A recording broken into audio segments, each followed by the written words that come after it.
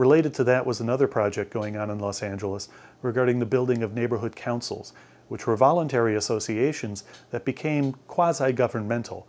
They had some influence over city politics and had small budgets given by the city that they could spend to better the community.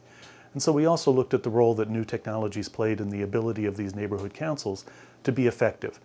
For instance, we looked at the role that email played within the council to keep people within the neighborhood council aware of what was going on, scheduling meetings, preparing agendas for the meetings, and so on.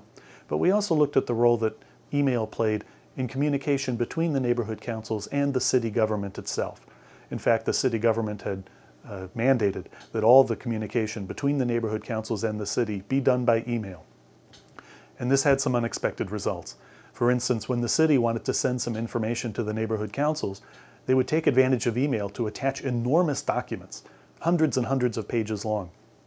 Details, for instance, regarding road repairs or sewer work and things like that that neighborhoods wanted to be aware of, but had no need to learn of in terms of, or through the form of huge PDF files. The neighborhood councils had to come to some agreement as to how these enormous files would be distributed. Normally, they would identify one person on the council who would take the job of receiving these massive files, and then that person had to decide whether to distribute this information for the rest of, to the rest of the neighborhood council.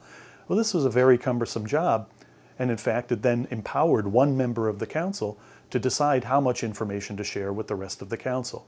These kind of dynamics were unexpected, and it was interesting to watch the way these councils evolved and came to grips with the potential information sharing capabilities of these new communication technologies and different kinds of negotiations and politics that inserted themselves into the council as a result of one person serving as a gatekeeper for this kind of information.